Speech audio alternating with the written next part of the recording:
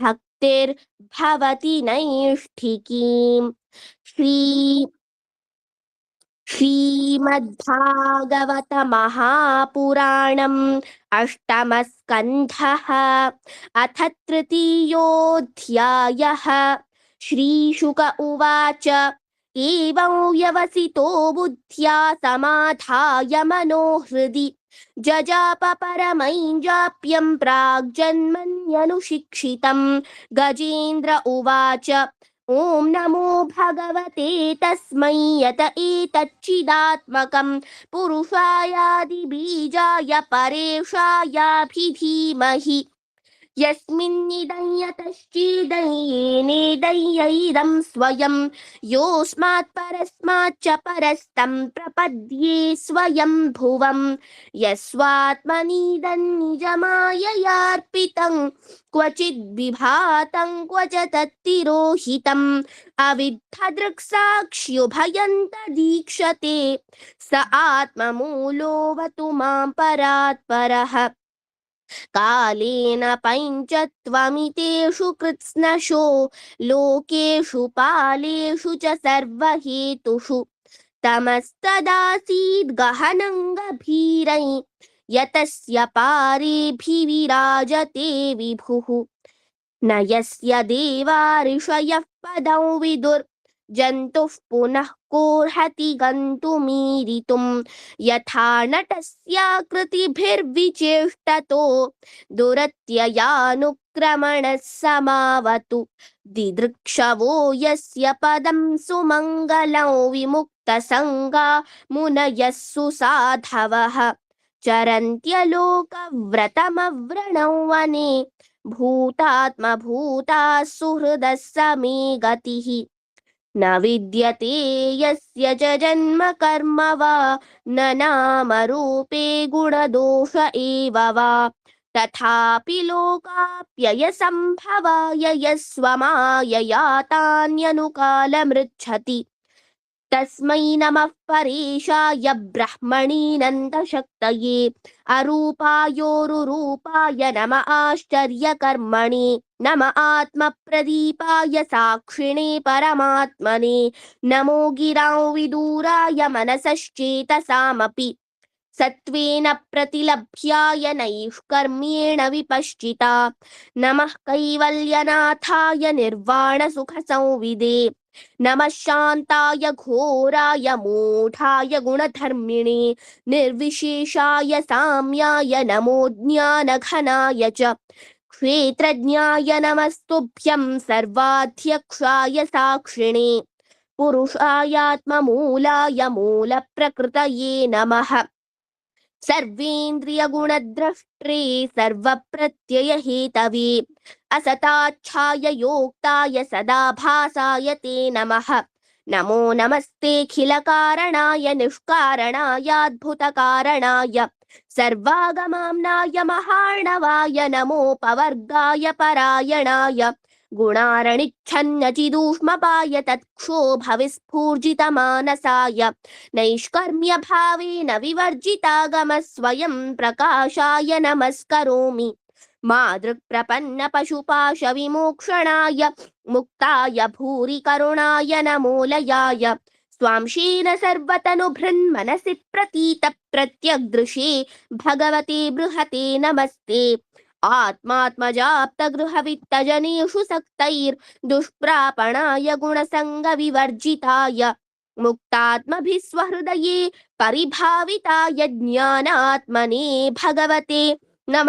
ईश्वराय यन्धर्मकामार्थविमुक्तिकामा भजन्त ईष्टाङ्गतिमाप्नुवन्ति किन्त्वाशिशोरात्यपि देहमव्ययं करोतु मेदभ्रदयो विमोक्षणम् एकान्तिनो यस्य न किञ्चनार्थं वाञ्छन्ति ये वै भगवत्प्रपन्नाः अत्यद्भुतं तच्चरितं सुमङ्गलं गायन्त आनन्दसमुद्रमग्नाः तमक्षरं ब्रह्म परं परेशमव्यक्तमाध्यात्मिकयोगगम्यम् अतीन्द्रियं सूक्ष्ममिवातिदूरमनन्तमाद्यं परिपूर्णमीडे यस्य ब्रह्मादयो देवा वेदा लोकाश्चराचराः नामरूपविभेदेन फल्ग्व्या च कलया कृताः यथार्चिषोऽग्ने सवितुर्गभस्तयो निर्यान्ति संयान्त्य सकृत्स्वरोचिषः तथा यतोऽयं गुणसम्प्रवाहो बुद्धिर्मनः खानि शरीरसर्गाः स वै न देवासुरमर्त्यतिर्यं न स्त्री न षण्ढो न पुमान्न जन्तुः नायं गुणः कर्म न सन्न चासन् निषेधशेषो जयतादशेषः जिजीविषेणाहमिहामुया किमन्तर्बहिश्चावृतये भयोन्या इच्छामि कालेन न यस्य विप्लवस्तस्यात्मलोकावरणस्य मोक्षम् सोऽहं विश्वसृजं विश्वमविश्वं विश्ववेदसं विश्वात्मानमजं ब्रह्म प्रणतोऽस्मि परं पदम् योगरन्थितकर्माणो हृदि योगविभाविते योगिनो यं प्रपश्यन्ति योगेशं तन्नतोऽस्म्यहम् नमो नमस्तुभ्यमसह्य वेगशक्तित्रयायाखिलधिगुणाय प्रपन्नपालाय दुरन्तशक्तये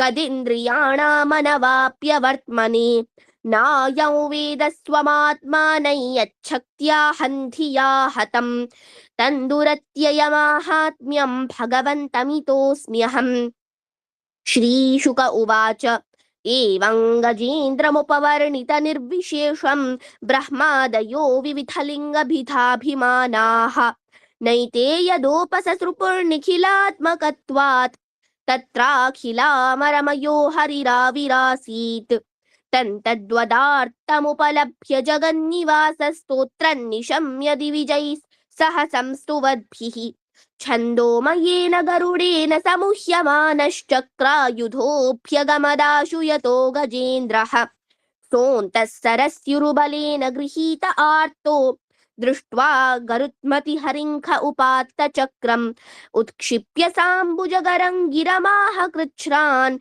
नारायणाखिलगुरो भगवन्नमस्ते तं वीक्ष्य पीडितमजः सहसावतीर्य सग्राहमाशु सरसः कृपयोज्जहार ग्राहाद्विपाटितमुखादरिणा गजेन्द्रं सम्पश्यतां हरिरमूमुच दुःश्रियाणाम् इति श्रीमद्भागवते महापुराणे पारमहंस्यां संहितायामष्टमस्कन्धे गजेन्द्रमोक्षणे तृतीयोऽध्यायः।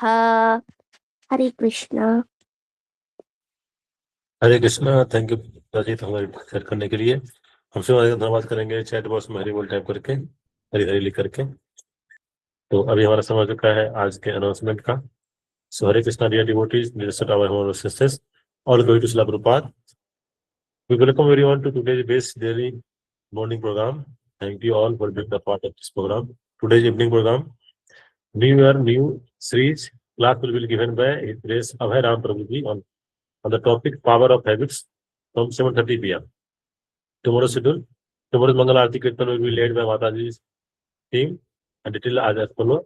Guru Ashtam by Radha Chandramani Devi Mataji. Narasimha Aarti, Sonia Thakur Mataji. Tulsi Aarti, Devansi Mataji. Shishthashtam, Bhagasri Mataji. Dasnam Aparad, Recitation, Priyanka Rawat Mataji. Guru Vandana, Archana Mataji.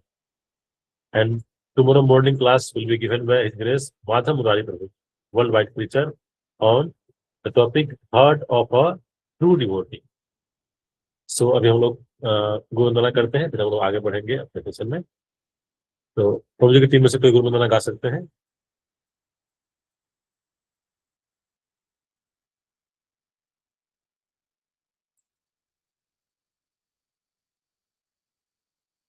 हरे कृष्ण। श्री गुरु शरणा पद्मा केवल भगति सद्मा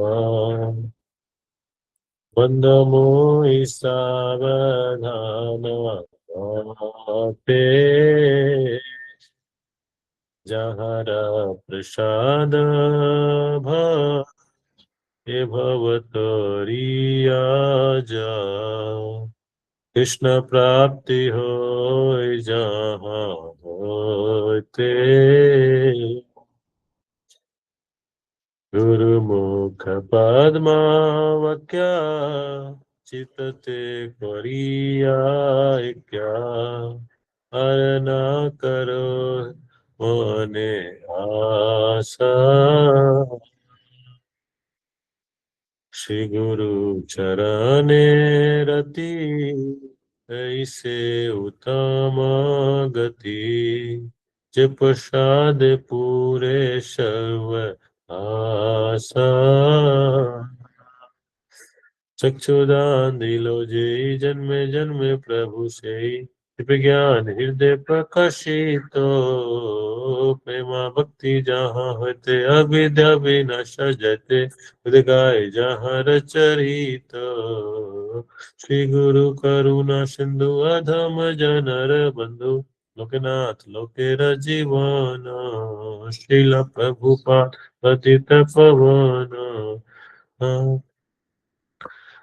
हाँ हाँ प्रभु करो दया तेहो मोरे पद छाया एवे जस गुसुक्ति भुवना एवे जस गुसुक्ति भुवना जय प्रभु पदा प्रभु पदा प्रभु पदा जय प्रभु पदा जय गुरुदेवा गुरुदेवा गुरुदेवा जय गुरुदेवा जय जय प्रभुपाद प्रभुपाद प्रभुपाद जय श्रील प्रभुपाद जय जय गुरुदेव गुरुदेव गुरुदेव जय जय गुरुदेव प्रभुपाद की जय नमो विष्णुपदाय कृष्ण पृष्ठाय भूतले श्रीमते भक्ति वेदांत स्वामिन्निति नामिने नमस्ते सरस्वती देवे गौरवाणी प्रचारिणे निर्विशेष शून्यवादी असत देश तारिणे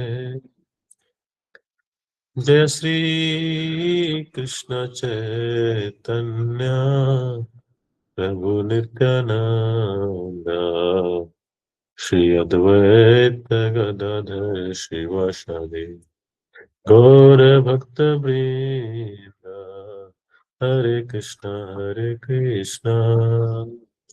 कृष्ण कृष्ण हरे हरे हरे रामा रामा हरे हरे। हमारे साथ ग्रेस पूरी जुड़ चुके हैं, गुरु जी का स्वागत करते हैं। वे लाउडली चैंटिंग हरे कृष्णा महामंत्र। हरे कृष्ण हरे कृष्ण हरे हरे कृष्णा कृष्ण कृष्णा हरे कृष्णा कृष्ण हरे हरे हरे हरे हरे राम राम हरे हरे राम राम राम हरे राम हरे राम हरे हरे हरे हरे कृष्णा कृष्ण प्रभु प्रभु जी जी दंडवत प्रणाम। प्रणाम। Welcome Prabhu. Hare Krishna, thank you very much. जय राधा माधव कुंज बिहारी गोपी जनवल्लभ गिरिवरधारी जय राधा माधव।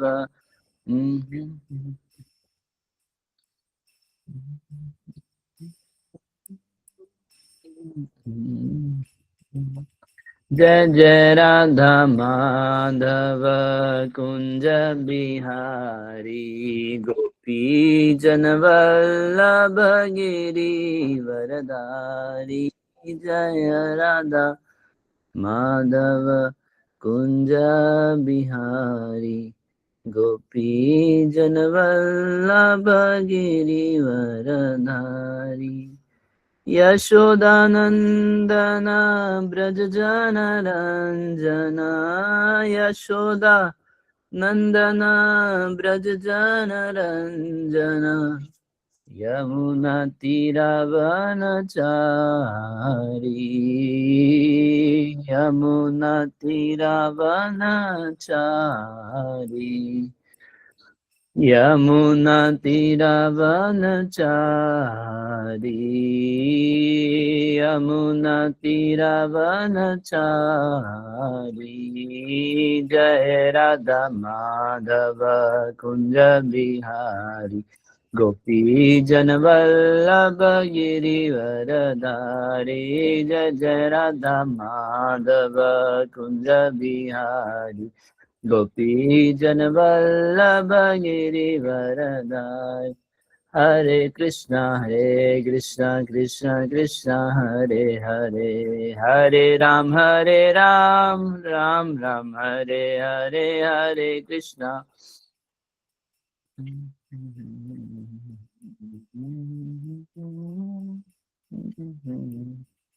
हरे कृष्णा कृष्णा कृष्णा हरे हरे हरे राम राम राम हरे हरे हरे कृष्णा हरे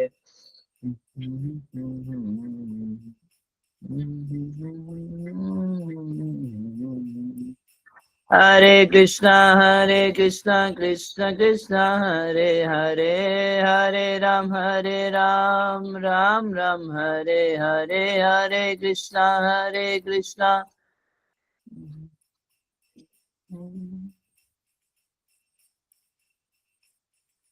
हरे कृष्णा कृष्णा कृष्णा हरे हरे हरे राम राम राम हरे हरे हरे कृष्णा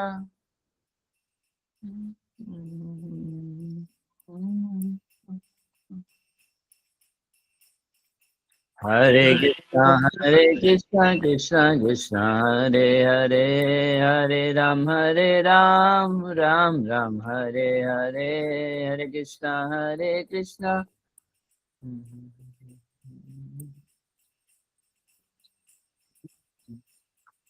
जय राधा माधव कुंज बिहारी गोपी जन वल्लभ गिरिवरधारी जय जय राधा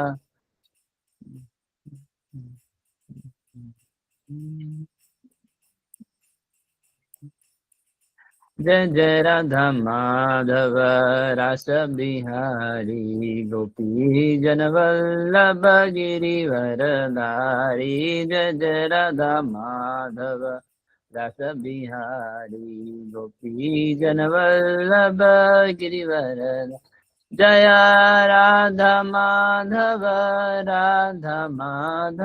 राधे जय राधा माधव राधे जय गौरानिताई जय गौरानिताई जय गौरानिताई जय गौरानिताई जय गौरानिताई जय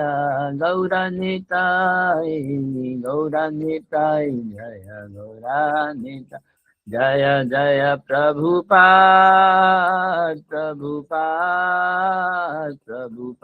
जय जय प्रभुपाद जय जय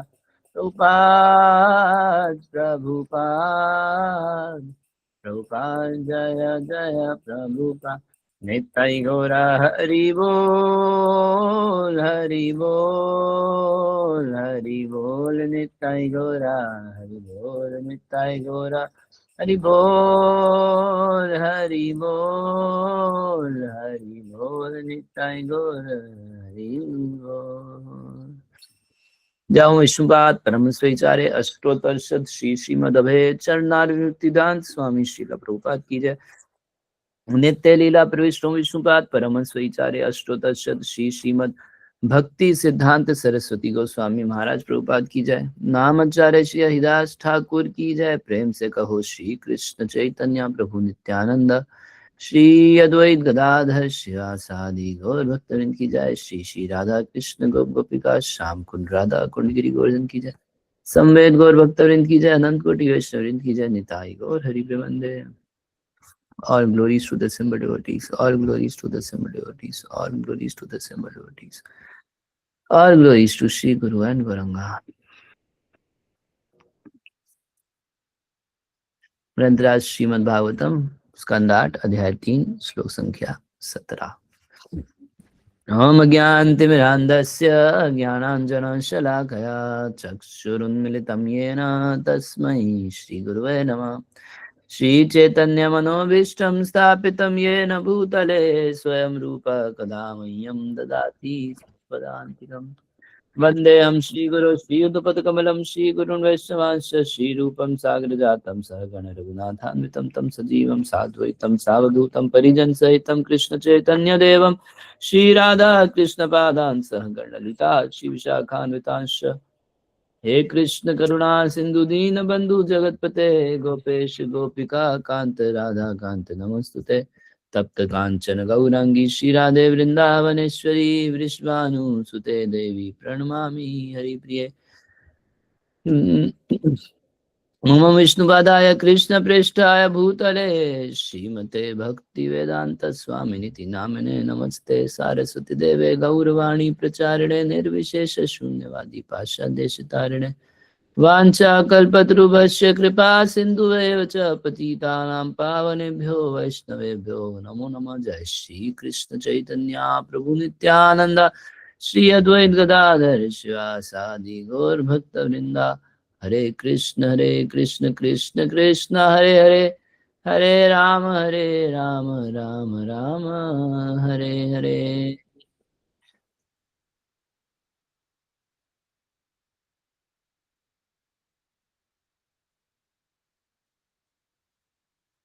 आप लोग मेरे पीछे श्लोक को दोहराएंगे। माद्रिक प्रपन्न पशुपाश विमोक्षणाय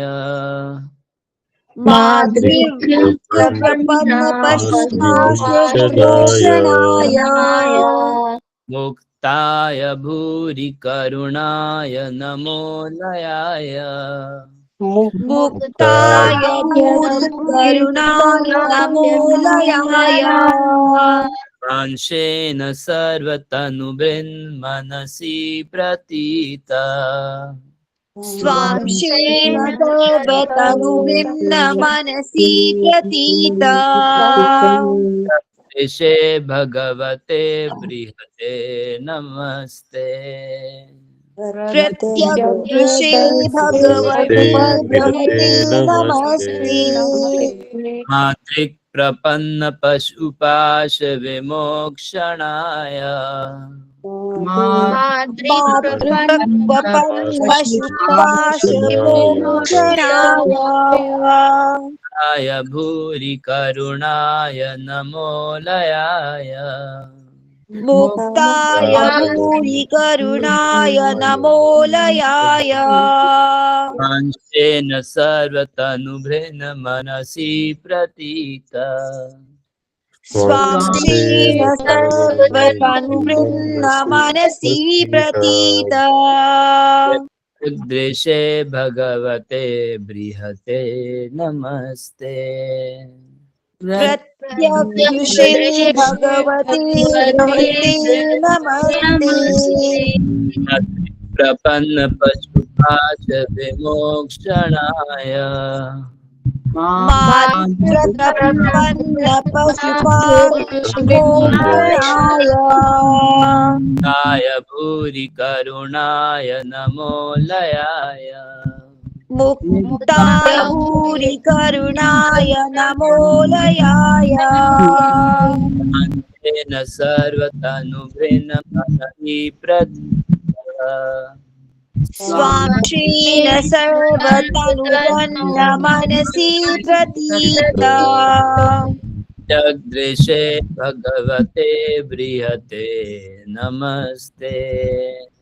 प्रत्यग्दृशे भगवते बृहते नमस्ते। आप लोगों में से कुछ भक्त बोलेंगे। प्रभु जी मैं बोलूं? मातृक प्रपन्न पशुपाश विमोक्षणाय मुक्ताय पशुपाश विमोक्षणाय मातृ प्रपन्न पशुपाश्विमोक्षणाय मुक्ताय भूरि करुणाय नमोलयाय स्वांशेन सर्वतनुभृन् मनसि प्रतीत प्रत्यकृषे भगवते बृहते नमस्ते। हरे कृष्णा। सभी को सादर प्रणाम।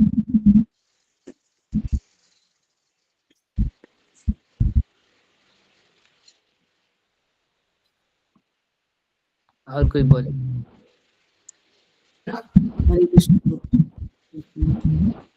माद्रिक प्रपन्न पशुपाश विमोक्षणाय मुक्ताय भूरि करुणाय नमोलयाय स्वांशेन सर्वतनुभृन् मनसि प्रतीत प्रत्यग्दृशे भगवते बृहते नमस्ते। हरे कृष्ण। और कोई? हरे कृष्ण प्रभु जी दोनों पे हैं। माद्रिक प्रपन्न पशुपाश विमोक्षणाय मुक्ताय भूरि करुणाय नमोलयाय स्वांशेन सर्वतनुभृन्मनसि प्रतीता प्रत्यग्दृशे भगवते बृहते नमस्ते। हरे कृष्ण।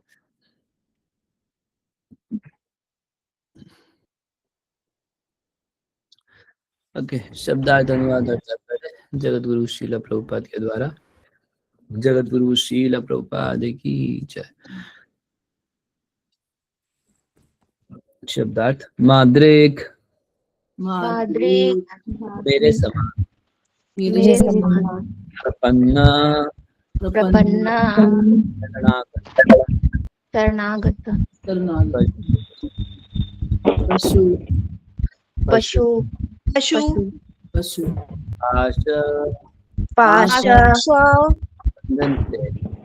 बंधन से बंधन श्री विमोक्षणाय विमोक्ष आने वाले विमोक्षणाय छुड़ाने वाले को मुक्ताय मुक्ताय भौतिक प्रकृति के कलमश से प्रकृति के कलमश से अछूते परमेश्वर को अछूते परमेश्वर को भूरि करुणाय पूरी करुणाय असीम दयालु को असीम दयालु को नमः नमः सादर नमस्कार करता हूँ। सादर नमस्कार करता हूँ। दयाय अलियाय कभी असावधान या अकर्मण्य ना रहने वाले को कभी भी असावधान या अकर्मण्य ना रहने वाले को मेरे उद्धार के लिए मेरे उद्धार के लिए शेना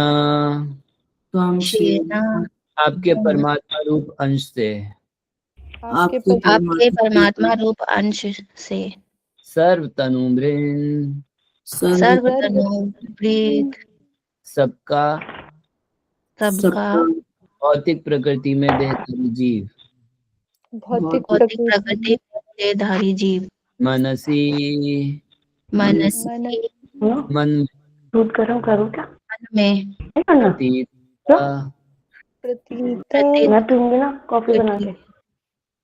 प्रत्यक दृश्य से समस्त कार्यों के प्रत्यक्ष दृष्टा के प्रत्येक दृष्टा के रूप में भगवते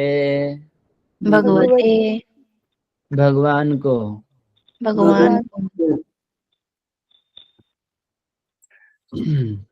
बृहते असीम नमः मैं सादर नमस्कार करता हूँ।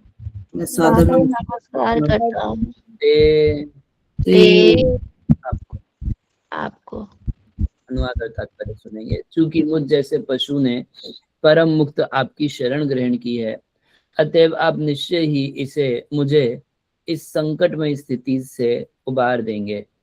निसंदेह अत्यंत दयालु होने के कारण आप निरंतर मेरा उद्धार करने का प्रयास करते हैं।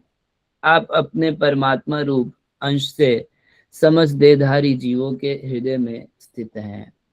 आप प्रत्यक्ष दिव्य ज्ञान के रूप में विख्यात हैं और आप असीम हैं। हे भगवान, मैं आपको सादर नमस्कार करता हूँ। तात्पर्य: श्रीला विश्वनाथ चक्रवर्ती ठाकुर ने बृहत्ते नमस्ते शब्दों की व्याख्या बृहत्ते श्री कृष्णाय के रूप में की है। भगवान तो श्री कृष्ण है, तत्व अनेक हैं, यथा विष्णु तत्व, जीव तत्व तथा शक्ति तत्व, किंतु सबसे ऊपर विष्णु तत्व है जो सर्वव्यापी है। पूर्ण पुरुषोत्तम भगवान के इस सर्वव्यापी रूप की व्याख्या श्रीमद् भगवद गीता में की गई है, जिसमें श्री भगवान कहते हैं, अत्वा बहुतेनेन किम ज्ञातेन तवार्जुना विशिष्टभ्याम इदं कृत्स्नम् एकांशेन स्थितो जगत। किंतु हे अर्जुन, इस विस्तृत ज्ञान की क्या आवश्यकता है? अपने एक अंश से मैं इस संपूर्ण ब्रह्मांड में व्याप्त हूँ और इसका पालन करता हूँ। इस प्रकार श्री कृष्ण कहते हैं कि सारा भौतिक जगत उनके आंशिक स्वरूप परमात्मा द्वारा पालित है। श्री भगवान प्रत्येक ब्रह्मांड में पहले गर्भोदक्षाई विष्णु के रूप में प्रवेश करते हैं और फिर क्षीरोदक्षाई विष्णु के रूप में विस्तार करके सभी जीवों के हृदय में, यहाँ तक कि परमाणुओं में भी प्रवेश करते हैं। अंडांतरस्य परमाणु चयांतरस्थम। प्रत्येक ब्रह्मांड परमाणुओं से ओतप्रोत है और श्री भगवान न केवल ब्रह्मांड के भीतर अपितु परमाणुओं के भीतर भी विद्यमान है। इस प्रकार वह प्रत्येक परमाणु में श्री विष्णु के अंश परमात्मा रूप में स्थित हैं, किंतु जितने भी विष्णु तत्व हैं वे भगवान श्री कृष्ण से उद्भूत हैं। जैसा कि श्रीमद् भगवद गीता 10:2 में भी पुष्टि की गई है, अहम आदि ही देवानाम। भगवान श्री कृष्ण इस भौतिक जगत के देवों ब्रह्मा, विष्णु तथा महेश्वर के आदि अर्थात उद्गम है। इसलिए यहाँ पर उन्हें भगवते बृहते कहा गया है। हर व्यक्ति भगवान है अर्थात ऐश्वर्य युक्त है, किंतु श्री कृष्ण बृहत भगवान असीम ऐश्वर्य के स्वामी हैं। ईश्वर परमः कृष्ण। श्री कृष्ण हर एक के उद्गम है, अहम सर्वस्य प्रभव। यहाँ तक कि ब्रह्मा, विष्णु तथा महेश्वर भी श्री कृष्ण से उत्पन्न है। मत्ता परतरम नान्यत किंचित अस्ति धनंजय। श्री कृष्ण से श्रेष्ठ कोई व्यक्ति नहीं है। अतएव श्रीला विश्वनाथ चक्रवर्ती ठाकुर कहते हैं कि भगवते बृहते का अर्थ है श्री कृष्ण को। इस भौतिक जगत में प्रत्येक जीव पशु है, क्योंकि वह देहात्म बुद्धि में फंसा है। यस्यात्म बुद्धि कुणापे त्रिधातुके स्वधि कलत्रादि शुभोम इज्यधि यतीर्थ बुद्धि सलीले न करहिचित जनेषु विज्ञेषु सएव गोखरः। जो मनुष्य 3 तत्वों से बने शरीर को आत्मा मानता है, जो शरीर के उपजातों को अपने संबंधी मानता है, जो अपनी जन्म भूमि को पूज्य मानता है और तीर्थ स्थानों में दिव्य ज्ञान से युक्त व्यक्तियों से भेंट करने नहीं अपितु केवल स्नान के लिए जाता है, वह गाय या गधे के समान माना जाता है। श्रीमद् भागवतम। इस तरह प्रत्येक व्यक्ति एक तरह से पशु है और हर एक पर भौतिक अस्तित्व रूपी घड़ियाल आक्रमण करता है। वह न केवल गजेंद्र पर आक्रमण करता है अपितु हम में से हर एक पर भी आक्रमण करता है और हम उसके दुष्परिणाम भोगते हैं।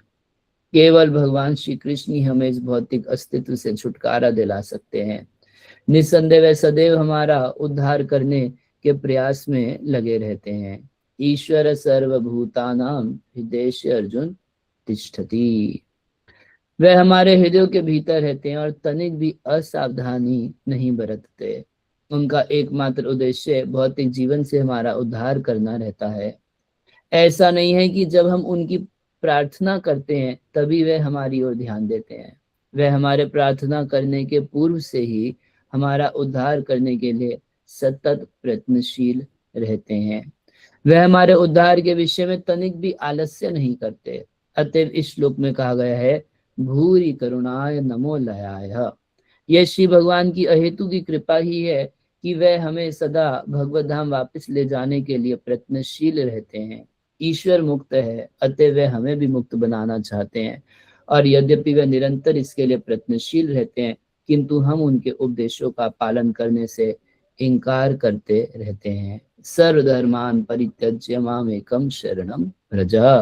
इतने पर भी वे क्रुद्ध नहीं होते, इसलिए उन्हें यहाँ भूरी करुणाएं कहा गया है। वह हमें इस कष्टप्रद भौतिक अवस्था से उबारने तथा भगवत धाम वापस ले जाने के लिए अत्यंत दयालु रहते हैं। जगत गुरु श्रील प्रभुपाद की जय। हरे कृष्णा। तो हम श्रवण कर रहे हैं श्री गजेंद्र जी की स्तुति को, और इस संपूर्ण स्तुति में गजेंद्र कोई भी नाम नहीं ले रहे हैं। मैं विष्णु को बुलाता हूँ, मैं शिव को बुलाता हूँ, गणेश को बुलाता हूँ, कृष्ण को बुलाता हूँ, भगवान का नाम कहीं भी प्रयुक्त नहीं कर रहे हैं।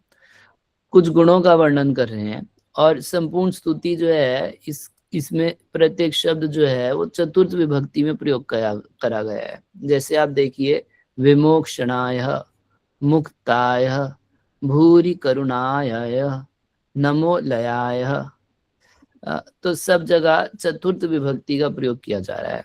जो लोग साधारण संस्कृत के नियम भी जानते होंगे, चतुर्थ विभक्ति का क्या अर्थ है। जैसे हम कोई मंत्र बोलते हैं कि नारायणाय, नारायण को, कृष्णाय, कृष्णाय वासुदेवाय देवकी नंदनाय च, नंद गोप कुमाराय गोविंदाय नमो नमः। नमस्कार है किसको, तो कृष्ण को, वासुदेव को। तो इस पूरी स्तुति में किस तरीके से कि जो विमोक्षणाय, जो विमुक्त है, विमोक्षणाय को प्रणाम है, मुक्ताय जो मुक्त है उसको प्रणाम है, भूरि करुणाय जिसके अंदर बहुत करुणा है उसको प्रणाम है, नमो लयाय जिसमें लय नहीं है उसको प्रणाम है। तो ऐसे संपूर्ण स्तुति को चतुर्थी विभक्ति में रख के गजेंद्र हर चीज में इस तरीके से भगवान की स्तुति कर रहे हैं। तो कल हम श्लोक संख्या 7 तक किए थे, तो आज हम आगे के श्लोक करेंगे। कुछ श्लोक छोड़ने ही पड़ेंगे किसी भी हाल में समय के भाव के कारण, मगर जितने हो सकेंगे थोड़ा थोड़ा सबका कुछ भाव हम लोग सुनेंगे। न विद्यते यस्य च जन्म कर्म वा, न नाम रूपे गुण दोष एव वा, तथापि लोकाप्य संभवाय स्वमायया तान्यनुकालम ऋच्छति। इस श्लोक में गजेंद्र कह रहे हैं, न विद्यते यस्य च जन्म कर्म वा, जिनके जन्म नहीं है या जिनके कर्म नहीं है, न नाम जिसका नाम नहीं है, न रूप जिसका रूप नहीं है, न गुण जिसके न गुण है, न दोष एवं वह, और जिसका कोई दोष भी नहीं है। इससे तो ऐसा प्रतीत होता है कि गजेंद्र कोई निराकार की स्तुति कर रहे हैं, जिसका जन्म नहीं, जिसका कर्म नहीं, जिसका नाम नहीं, जिसका रूप नहीं, जिसके गुण नहीं, जिसके दोष नहीं। और तथापि लोकाप्य संभवाय, फिर भी कह रहे तथापि इतने पर भी, लोक अप्य संभवाय, इस सृष्टि के निर्माण और इसके विनाश के लिए स्वमाया तानु अनुकालम ऋच्छति, वो अपनी माया से या अपनी अंतरंगा शक्ति से अनुकालम हर समय ही, अनुकार तो होता है पीछे पीछे और अनुकार तो होता है निरंतर, निरंतर ही भगवान जो है वो अपने स्वरूपों से लीला विहार करते हैं। कह रहे उनके जन्म नहीं है, उनके कर्म नहीं है, उनका नाम नहीं, उनका रूप नहीं, उनको कोई गुण नहीं, उनको कोई दोष नहीं, मगर फिर भी वो 2400 घंटे नित्य लीला में ही अनुरक्त रहते हैं। तो फिर अगर नाम नहीं है, रूप नहीं है, तो कैसे आ जाते हैं? तो कहने का अर्थ क्या गजेंद्र का, उनका भौतिक जन्म नहीं है, उनका भौतिक कर्म नहीं है, उनका भौतिक नाम नहीं है, उनका भौतिक रूप नहीं है, उनका भौतिक गुण नहीं है, उनका भौतिक दोष नहीं है। जो कुछ है क्या है? स्पिरिचुअल है। भगवान गीता में बोले जन्म कर्म च में दिव्य, मेरे जन्म दिव्य, मेरे कर्म दिव्य। तो भगवान के जन्म, जिनके जन्म दिव्य है, हाँ, जिसका जन्म दिव्य है वो आके मेरी रक्षा करे। कहने का अर्थ ये है, जिसके कर्म दिव्य है वो आके मेरी रक्षा करे, जिसके नाम साधारण नहीं है, दिव्य है, वो भगवान आके मेरी रक्षा करे। तो ऐसे गजेंद्र प्रार्थना करे। न विद्यते यस्य च जन्म, जिसका जन्म नहीं है, तो भगवान तो जन्म लेते हैं, राम के रूप से कृष्ण हुए, जन्म ग्रहण करते हैं। यशोदा जायो ललना, मैं वेदन में सुनी आई, इसे गीत गाते हैं ब्रज में। और भगवान के जन्म की लीला भी श्रीमद् भागवत में वर्णन है। वो जन्म कैसे है? दिव्य जन्म है। भगवान देव की यहाँ के यहाँ प्रकट हुए तो कैसे? चतुर्भुज स्वरूप से प्रकट हुए। मुकुट धारण करे हैं, गहने पहने हैं। हम में से कोई एक लंगोट भी पहन के पैदा हुआ था? नहीं। भगवान अपने माता पिता खुद चूज करते हैं, भाई बंधु सब कुछ खुद चूज करते हैं।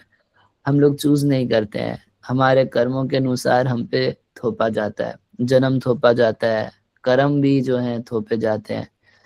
नाम जो है, भगवान का नाम कैसे है? भगवान का नाम दिव्य है। हमारा तो जन्म के बाद कुछ नाम पड़ जाता है और एक जन्म वो नाम रहता है, मगर भगवान का नाम हमेशा रहता है। जैसे भगवान का एक नाम है गोविंद, तो गोविंद नाम तो तब पड़ा जब भगवान गोवर्धन धारण किए और इंद्र उनकी स्तुति किए, मगर गोविंद भगवान का शाश्वत नाम है।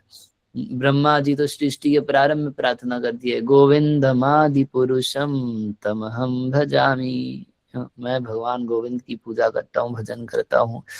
तो सृष्टि के प्रारंभ में तो गोवर्धन पर्वत नहीं उठाए थे, वो नाम उनका शाश्वत है। जब गर्गाचार्य भगवान श्री कृष्ण का नामकरण किए तो बोले शुक्त रक्त तथा पीता इदानीम कृष्ण ताम गतः। आपका ये जो बेटा है नंद महाराज, ये बार बार आता है, हर युग में आता है, और कभी शुक्ल वर्ण से आता है, कभी रक्त आता है लाल, कभी पीला, महाप्रभु के रूप में आता है। और बोले इदानीम कृष्ण ताम गतः, इस बार ये कृष्ण हुआ है। ऐसे नहीं बोले आज से इस बालक का नाम कृष्ण होगा, क्योंकि भगवान का नाम कैसा है? शाश्वत है। उनके नाम में और उनमें कोई अंतर नहीं है। प्रभुपाद जी उदाहरण देते थे कि आप कोई मटेरियल नाम लीजिए, बोलिए Coca Cola Coca Cola Coca Cola तो बोर हो जाएंगे, मगर आप बोलिए कृष्ण कृष्ण कृष्ण कृष्ण कृष्ण, तो जितना नाम लेंगे उतना आपको रस बढ़ेगा इसमें, क्योंकि ये नाम कैसे हैं? दिव्य है। तो यहाँ गजेंद्र कह रहे हैं ना नाम, उनका नाम नहीं है, नाम है उनके मगर स्पिरिचुअल है। अब भौतिक नाम उनका नहीं है। तो कितना नाम है? तो बोलते हैं हरि को 1000 नाम और कृष्ण को करोड़।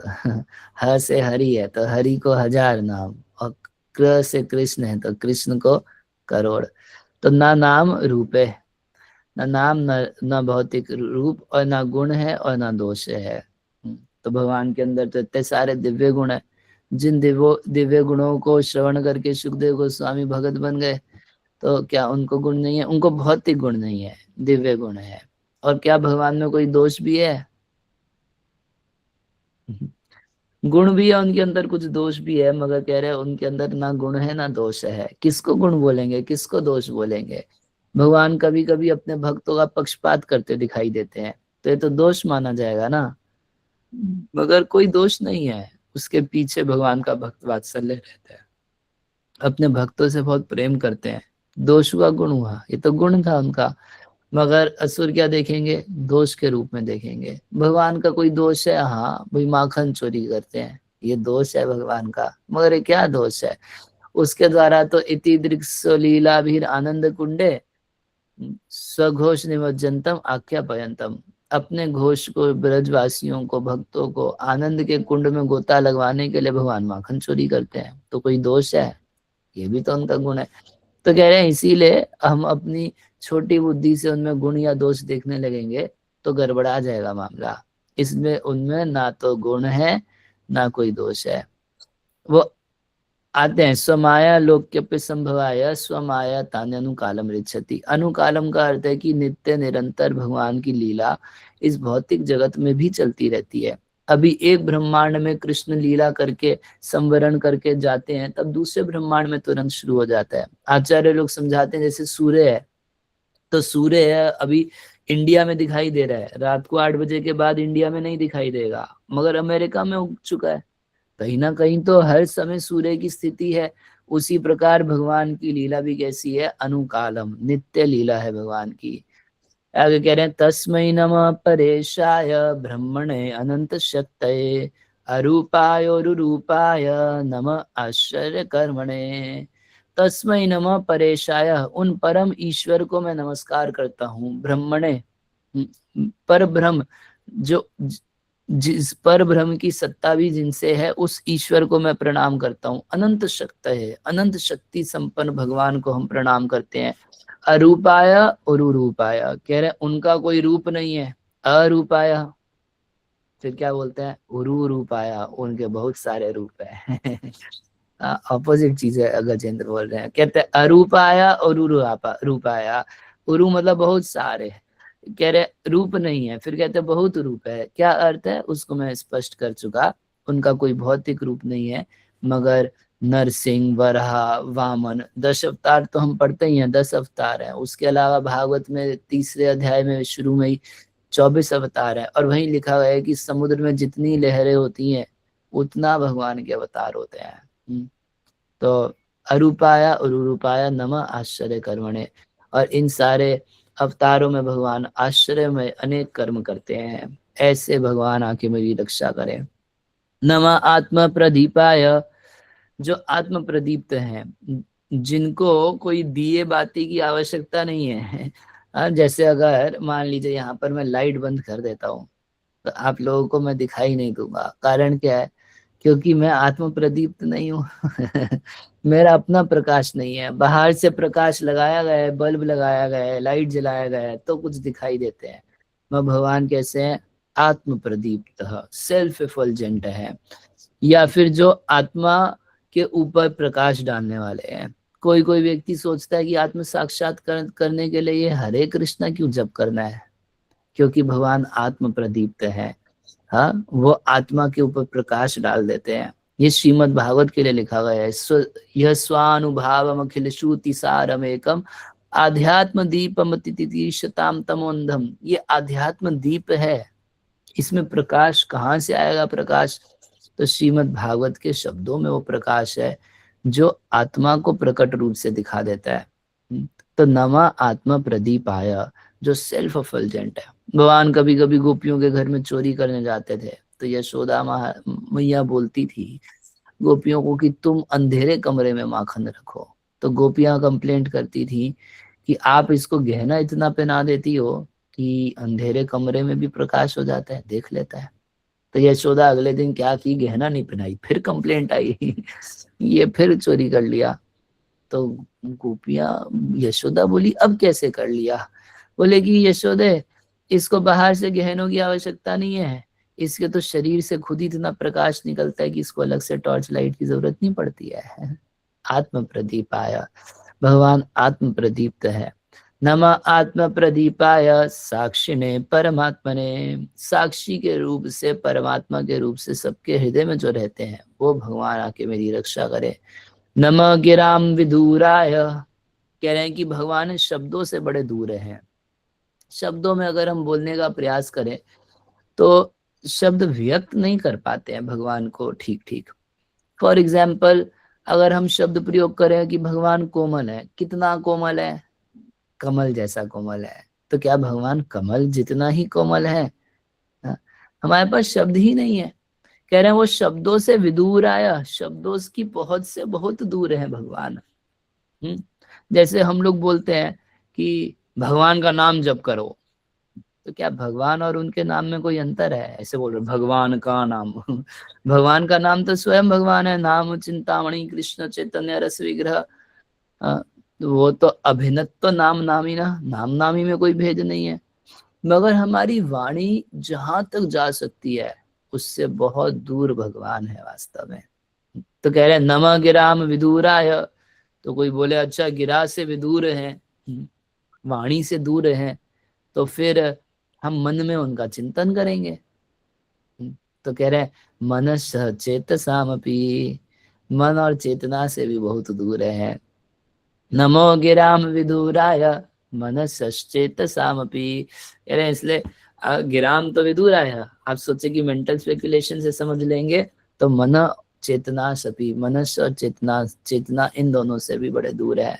सत्य न प्रतिलभ्याय, बड़ा दूर है तो कैसे प्राप्त होते हैं? राशन को उठाएगा तो कह रहे हैं सत्वेन, सत्व से, शुद्ध भक्ति से। प्रभुपाद जी सत्वेन का अनुवाद करते हैं बाय प्योर डिवोशनल सर्विस। शुद्ध प्रेमा भक्ति से प्रतिलब्धाय, भगवान को प्राप्त कर लेता है भक्त।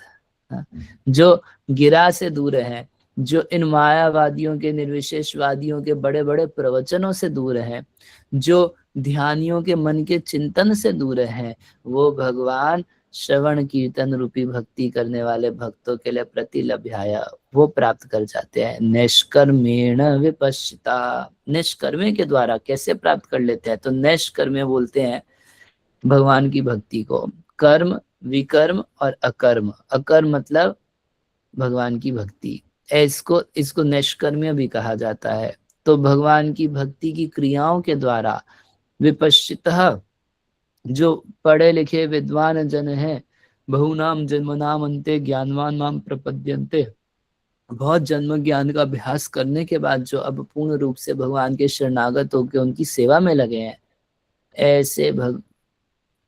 ऐसे लोगों को भगवान मिल जाते हैं। तो जो भगवान ऐसे लोगों को मिल जाते हैं, निष्कर्मे के द्वारा मिल जाते हैं, विद्वान को मिल जाते हैं, ऐसे भगवान आके मेरी रक्षा करें। नमः केवल्य नाथाय, जो केवल्य के सुख के नाथ हैं, आध्यात्मिक जगत के सुख के नाथ हैं, निर्वाण सुख संविदे, उस सुख को दान देने वाले हैं। नमः शांताय घोराय मूढ़ाय गुणधर्मिणे निर्विशेषाय साम्याय नमो ज्ञान घनाय च।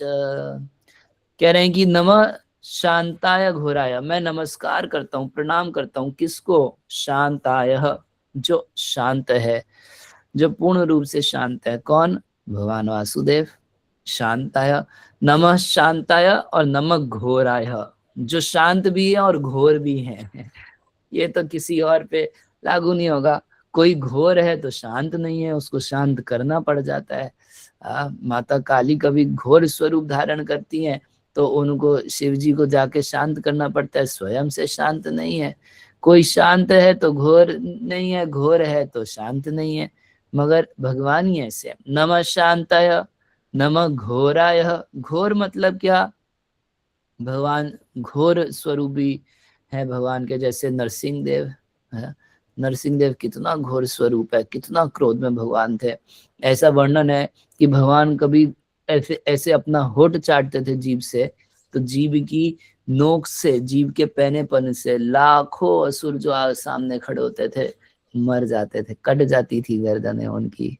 तो नमः शांताय घोराय, कोई आप भगवान से प्रार्थना करें और ऐसे प्रार्थना करेंगे जो घोर है वो आके मेरी रक्षा करे। और भगवान ऐसे है। नमः शांताय घोराय, और एक विचित्र शब्द भी प्रयोग कर रहे हैं, कह रहे मूढ़ाय गुण धर्मिणे, जो मूर्ख है वो मेरी आके रक्षा करे। मूढ़ मतलब भगवान मूर्खों में भी महामूर्ख है। नमः शांताय घोराय मूढ़ाय, जो मूढ़ है, मूढ़ स्वरूप भगवान का कौन सा है? वाराह। वराह भगवान जो है तो एक सुअर का रूप धारण करके आ गए। ब्रह्मा जी की छींक आई, छींक की नाक से एक छोटा सा सरसों के दाने जितना सुअर निकला, देखते देखते हाथी जितना, देखते देखते पहाड़ जितना हो गया। अब हुआ क्या? भगवान को पृथ्वी की खोज करनी थी, समुद्र के भीतर गए और जैसे कोई मूर्ख सुअर पशु होता है, सूंघ सूंघ के पता कर रहे हैं कि किधर है पृथ्वी, क्योंकि पृथ्वी में गंध होती है। भगवान सूंघ सूंघ के पता कर रहे हैं कि किधर पृथ्वी है। हिरण्याक्ष जब देखा भगवान को, उसको लगा कि मूर्खानंद है, तो ये पूर्ण रूप से मूर्ख है, इसको कोई ज्ञान नहीं है। ये तो तब तुरंत बोला भगवान को, अरे तू जंगली सुअर, तू पानी के भीतर कैसे आ गया? तो भगवान ऐसे ऐसे मूढ़ स्वरूप भी है। गुण धर्मिणे निर्विशेषाय साम्याय, जो निर्विशेषाय, जिनके अंदर भौतिक विशेषताएं नहीं है, आध्यात्मिक विशेषताओं से संयुक्त है। और साम्याय, साम्याय का अर्थ है भगवान बुद्ध, जो सम है हर चीज में। नमो ज्ञान घनाय च, और जो ज्ञान घन है, ऐसे भगवान को मैं नमस्कार करता हूँ। इस तरीके से भगवान की प्रार्थना करते करते, तो मैं कल बता रहा था कि कभी कभी किसी देवता को ऐसा शक होता है शायद हमको बुलाता है, तब तक कुछ ऐसा बोल देते थे जो उनसे भी ऊपर की चीज हो गई। एक उदाहरण लेते हैं, चलिए। सर्वेंद्रिय गुण दृष्टे सर्व प्रत्यय हेतवे, कह रहे हैं जो सर्व इंद्रिय गुण दृष्ट है, जिससे सारी इंद्रियों में दृष्टि है या इंद्रियों के ऑब्जेक्ट्स को देखते हैं, सर्व प्रत्यय हेतवे, और जो सारे प्रत्ययों को, सारे संशयों को नाश करने का सामर्थ्य रखते हैं। असत छाया या उक्ताया, जो असता है, छाया है भगवान की, जिसको छाया कहा जाता है, छाये वयस्य विभर्ति दुर्गा, दुर्गा जी भगवान की असता छाया छाया है। तो दुर्गा मैया सोची कि शायद हमको बुलाता है। तो क्या बोलते हैं, असता, जो असत है सत्य नहीं है असता है, छाया उगता है, उसको छाया कहते हैं। कोई पूछे वो सत क्यों दिखाई देती है, तो कहते हैं कि भगवान से, जिन भगवान से निकटतम संबंध के कारण माया भी सत्य दिखाई पड़ती है, ऐसे भगवान आके मेरी रक्षा करें। बोली अरे ये तो किसी और को बुला रहा है। फिर तब एक बात बोलते हैं, नमो नमस्ते अखिल कारणाय, मैं नमस्कार करता हूँ जो अखिल कारण है, जो सृष्टि के रचयिता है, सब सर्व कारण है, ऐसे अखिल कारण आके मेरी रक्षा करें। ब्रह्मा जी दौड़े दौड़े आए, बोले कि ये मेरे को बुला रहा था, ये मेरा डिवोटी है। बड़ा खुश थे ब्रह्मा जी, ये गजेंद्र जो है, हाथी जो है, ये मेरा डिवोटी है, मैं जाके इसकी रक्षा करूंगा। तब तक बोलते हैं निष्कारणाय अद्भुत कारणाय, कह रहे हैं जिनका अपना कोई कारण नहीं है। हाँ बेचारे ब्रह्मा जी बोले मेरा कारण तो है। नमो नमस्ते अखिल कारणाय निष्कारणाय अद्भुत कारणाय, कह रहे हैं कि वो भगवान जो सबके कारण है, जिनका अपना कोई कारण नहीं है, ऐसे अद्भुत कारण स्वरूप भगवान जो है वो आके मेरी रक्षा करें। तो ब्रह्मा जी भी रिजेक्ट कर दिए अब गजेंद्र को। बोले सारे देवता एक दूसरे से बात कर रहे हैं, लगता है मरना चाहता है। हाँ, अरे हमको पुकारता, हमारा गुण गाता, हम जाके यूं ही रक्षा कर लेते, मगर ये नहीं जानता कि ये जिस भगवान को बुला रहा है उसको पाना बहुत मुश्किल है। भगवान आएंगे, ये बात बहुत संदेहास्पद है। तो निश्चित रूप से मरना चाहता है। कहते हैं गजेंद्र आगे, सर्वागमाम्नाय महार्णवाय नमो पवर्गाय परायणाय, कह रहे हैं कि सर्वागम आमना है, आगम और आमना है का अर्थ होता है वैदिक ज्ञान जो है, उनका महार्णवाय, अर्णव मतलब समुद्र, जैसे सारी नदियां जाती हैं समुद्र में, वैसे शास्त्रों में जितना कर्म कांड, ज्ञान कांड आदि जो कुछ भी लिखा है, सारा का सारा जिन भगवान की तरफ ही व्यक्ति को ले जाने की कोशिश करता है, ऐसे सर्व आगम और आमनय के महासमुद्र आके मेरी रक्षा करें। इस तरीके से प्रार्थना करते करते अब इस वर्तमान श्लोक में बोल रहे हैं, माद्रिक प्रपन्न पशुपाश विमोक्षणाय मुक्ताय भूरि करुणाय नमो लयाय, कह रहे माद्रिक, मेरे जैसा प्रपन्न पशुपाश, मेरे जैसा प्रपन्न पशु। प्रभुपाद जी तात्पर्य में लिखते हैं कि हम सब भी पशु ही हैं। जो भी व्यक्ति अपने आप को इस चमड़े के शरीर से पहचान करता है, खाना सोना मैथुन बचाव के बारे में ही सोचता है, वो सब पशु ही तो है। तो हम लोगों के जैसे पशु, माद्रिक प्रपन्न पशु, मेरे जैसा पशु, अथवा माद्रिक प्रपन्न पशु पाश, मेरे जैसा पशु जो आज एक पशु के पास में फंस गया है, विमोक्षणाय, उससे जो मुक्त कर सकते हैं, जो मुक्त कर देते हैं, ऐसे विमोक्षणाय, विशेष मुक्ति देने वाले, अपना प्रेम प्रदान करने वाले भगवान को मेरा नमस्कार है, प्रणाम है। माद्रिक प्रपन्न पशुपाश विमोक्षणाय मुक्ताय, भाई भगवान पूछे मैं कैसे मुक्त कर सकता हूँ, तो कह रहे हैं मुक्ताय, जो मुक्त हैं उनको मेरा प्रणाम है। मुक्त हैं तो मुक्त कर सकते हैं। बोले ठीक है, बहुत सारे मुक्त लोग हो सकते हैं, मगर वो फिर भी किसी को मुक्त करने का कष्ट क्यों उठाने लगेंगे, इतना मेहनत क्यों करें। तो कहते हैं भूरि करुणाय, क्योंकि भगवान के अंदर बहुत करुणा है। और प्रभुपाद जी इतना सुंदर इस पे तात्पर्य लिखते हैं, कहते हैं कितनी करुणा है। तो हमारी प्रार्थना करने से पहले भगवान सचेत है, हमारी प्रार्थना करने से पहले भगवान हम लोगों के उद्धार के लिए चिंतित है। हम लोग इस संसार में आए, आने के बाद कभी प्रार्थना किए, मगर प्रार्थना करने से पहले भगवान हमारी सुध लिए, हमारी चिंता किए, तब तो हमारे पास अपना भक्त भेज दिए, हमारे पास भगवत गीता भेज दिए, हमारे घर के निकट, हमारे ऑफिस के निकट, हमारे कान के निकट हरि नाम संकीर्तन भेज दिए।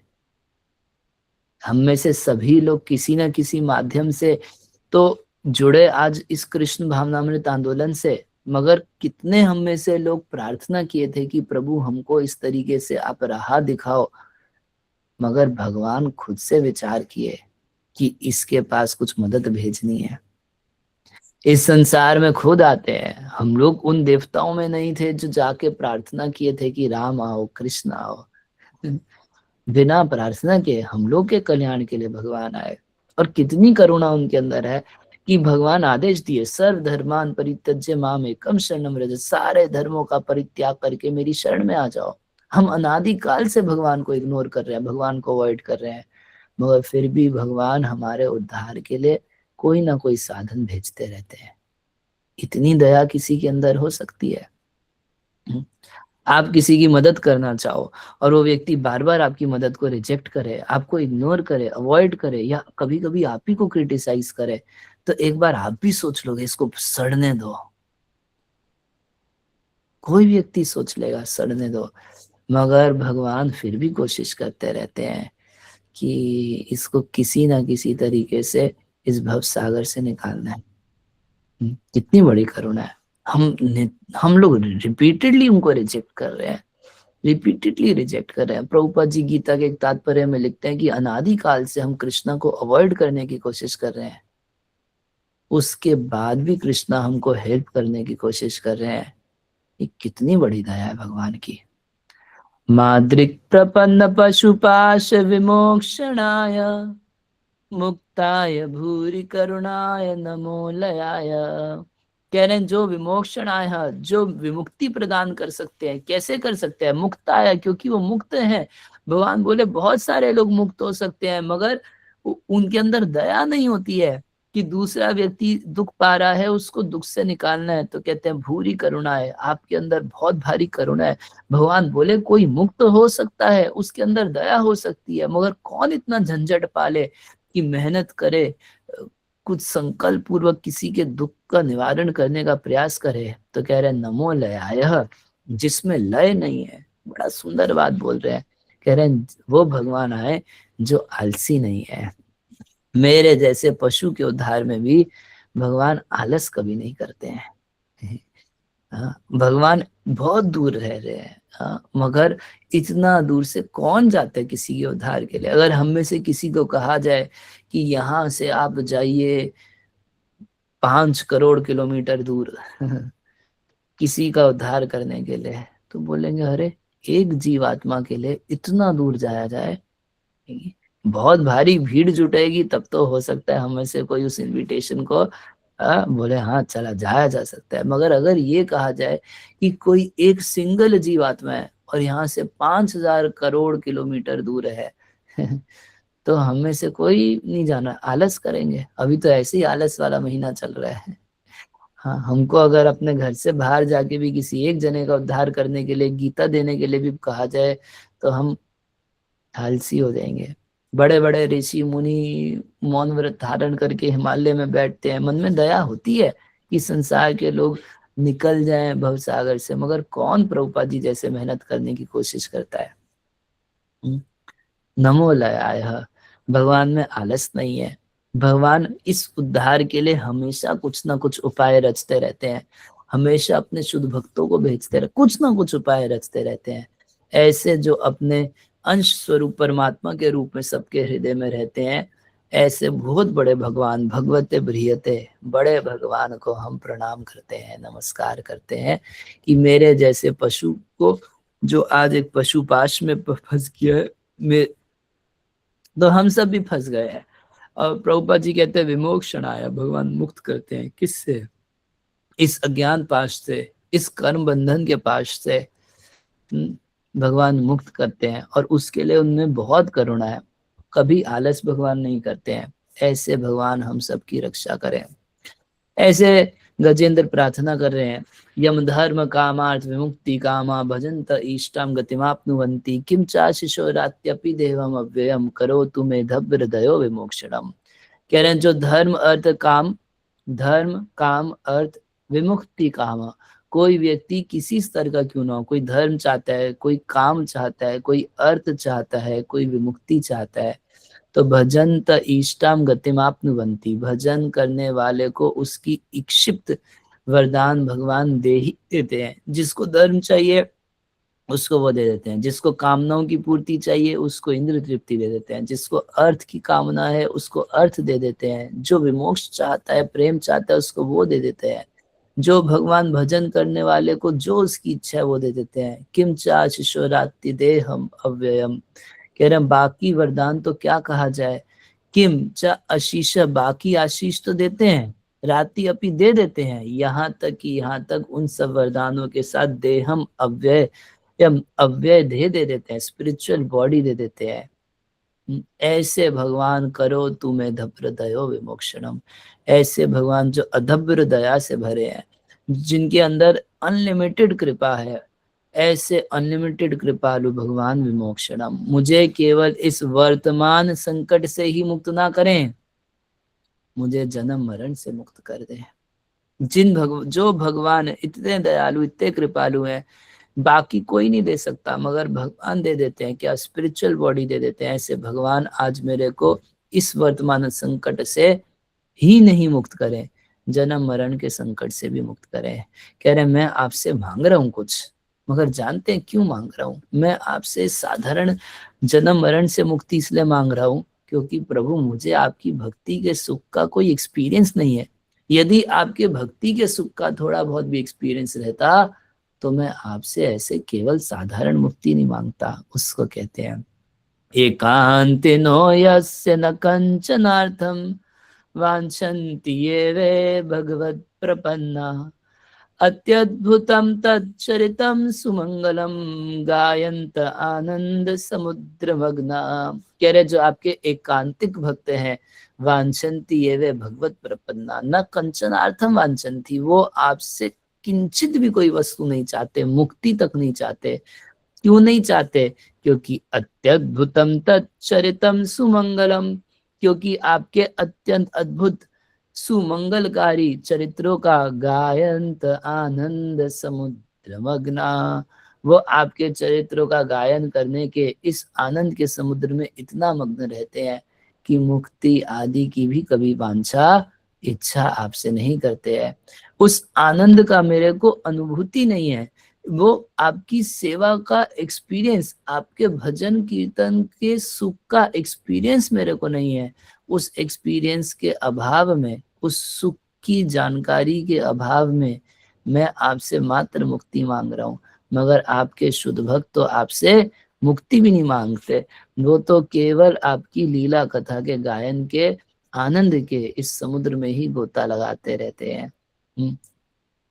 तो इस तरीके से गजेंद्र भगवान की बड़ी सुंदर स्तुति की है और लास्ट में कहते हैं जी जी विषय न हम अंतर बहिष्यावृत यो भयन्यो।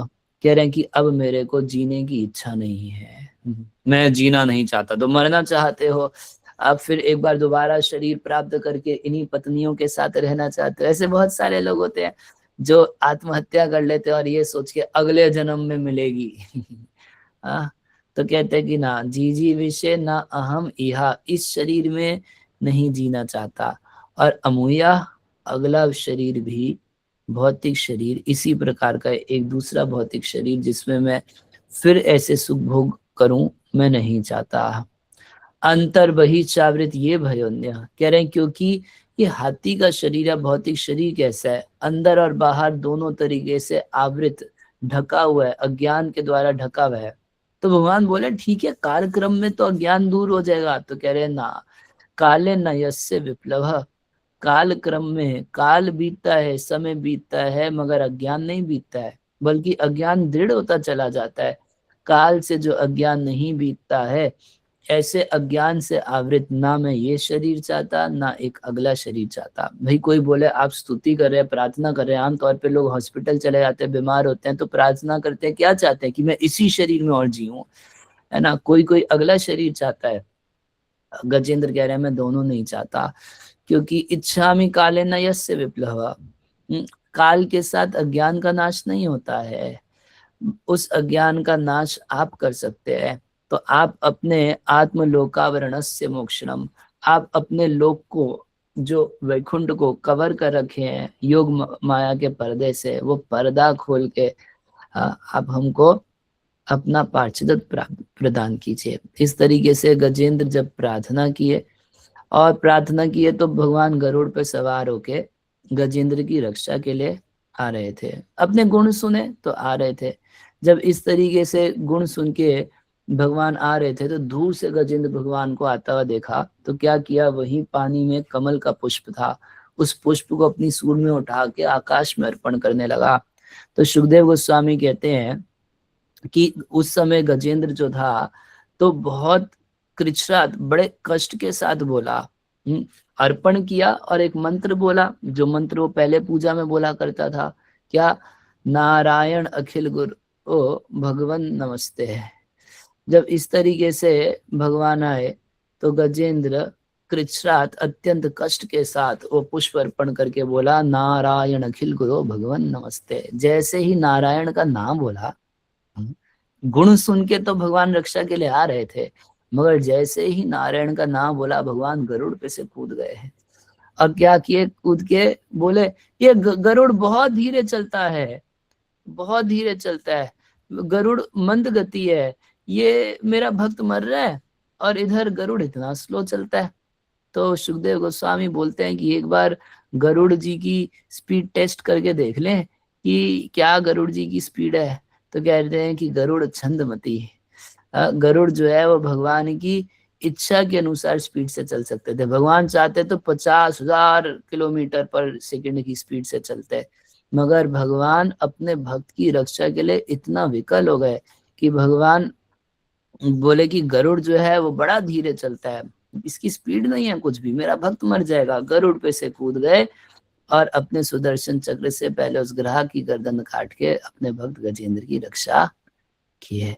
तो इससे पता चलता है कि गुण गाने से भगवान प्रसन्न तो होते हैं, मगर नाम गाने से भगवान विकल हो जाते हैं। तार मध्य सर्वश्रेष्ठ नाम संकीर्तन, जैसे नारायण बोला तो ना सुनते ही भगवान गरुड़ से कूद गए और सबसे पहले क्या किए, ग्राह का गला काटे।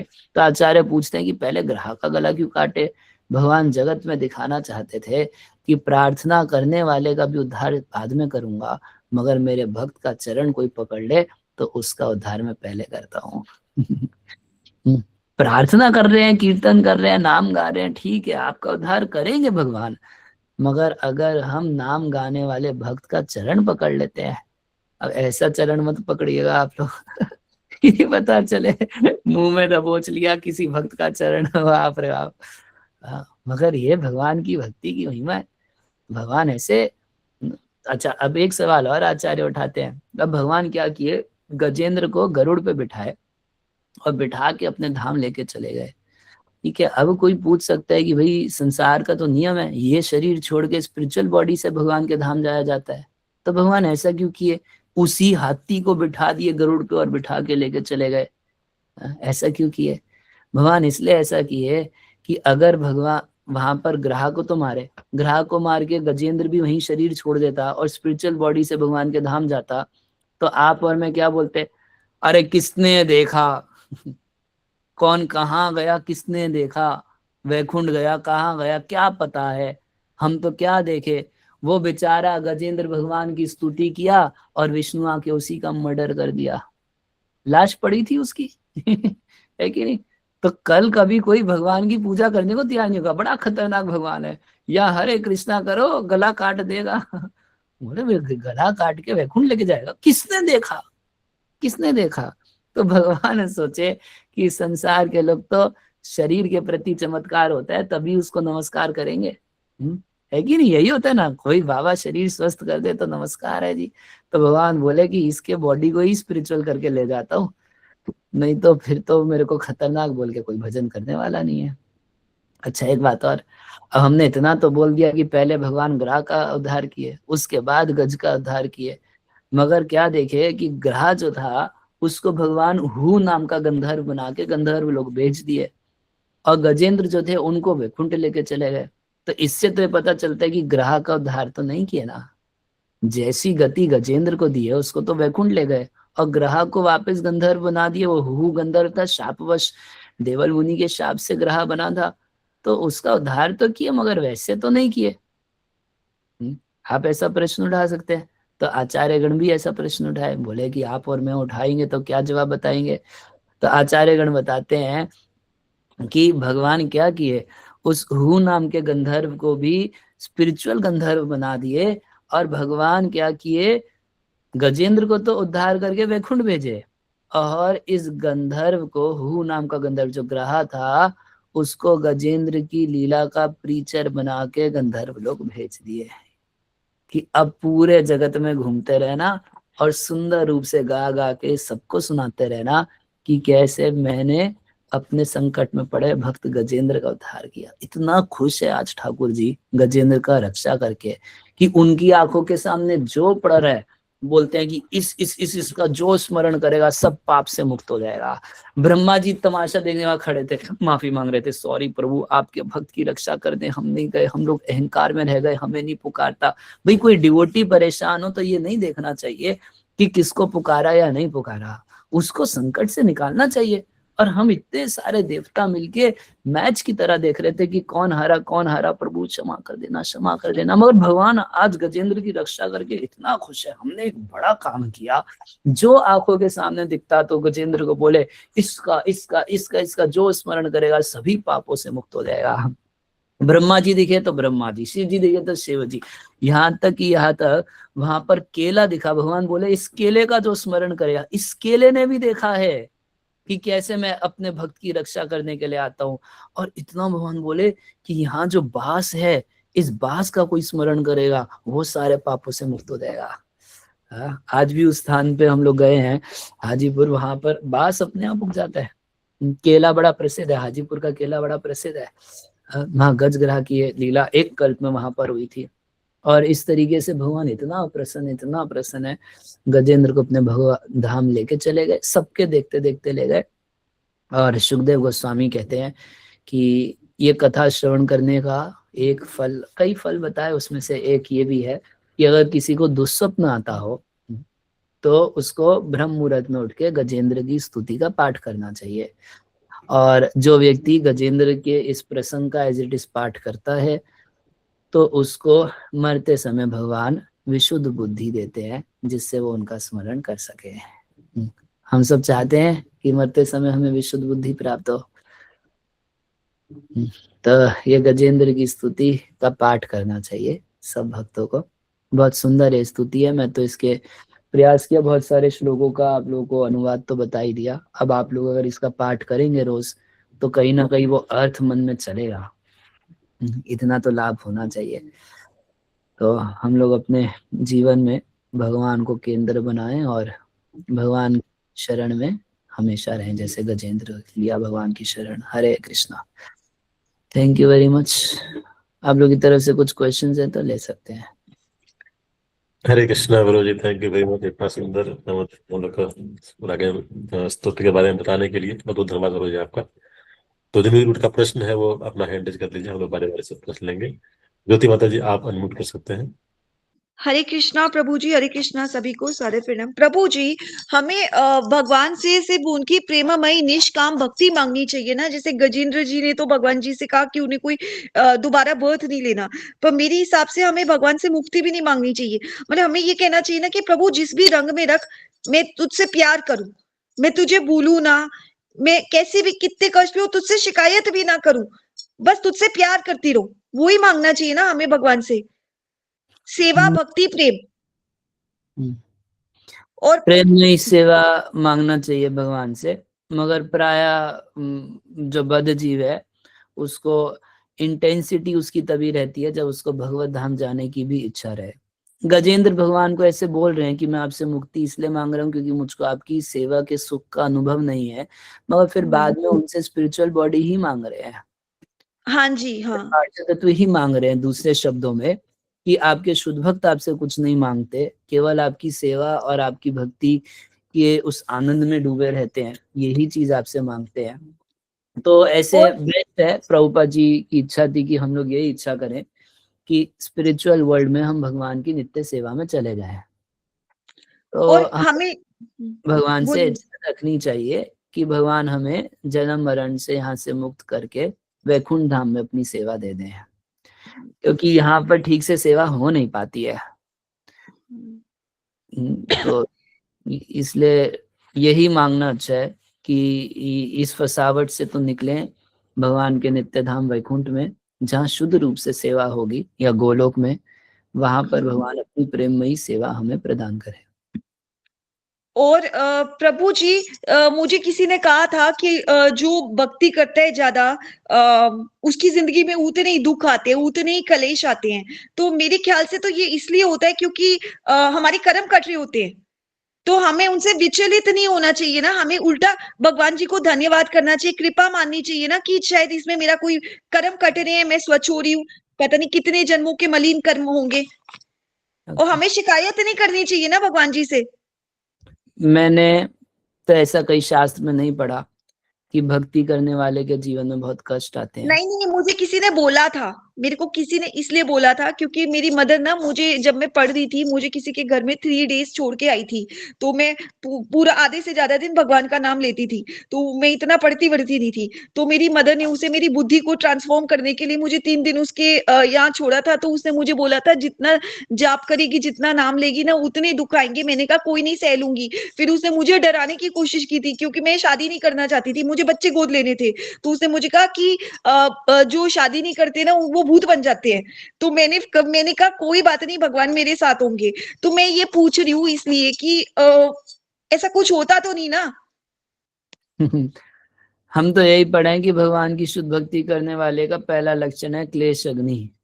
भगवान उसके पहले सारे कलेशों का नाश कर देते हैं। चेतो दर्पण मार्जनम भव महादावाग्नि निर्वापणम। भव महादावाग्नि का निर्वापण हो जाता है, जीव जो है संकटों से निकल जाता है भगवान की भक्ति करने से। और आप तो अभी तक भूत बने नहीं। मेरे को डराने की कोशिश की गई थी कि मैं शादी के लिए हाँ कर दूं। वो कोई चुड़ैल होगी जो भगवान के नाम से आपको बोल रही थी। ओके। ऐसा शास्त्र में कहीं नहीं लिखा कि भक्ति करोगे तो ज्यादा कष्ट मिलेगा, कोई कनेक्शन ही नहीं है दोनों चीज का। ओके, थैंक यू प्रभु जी। वैसे भी जाको राके साइया मार सके ना, कोई डरना नहीं चाहिए। और हमें भगवान से शिकायत भी नहीं करनी चाहिए ना किसी चीज के लिए। For our problems in our life we should thank him instead, take it him as it mercy.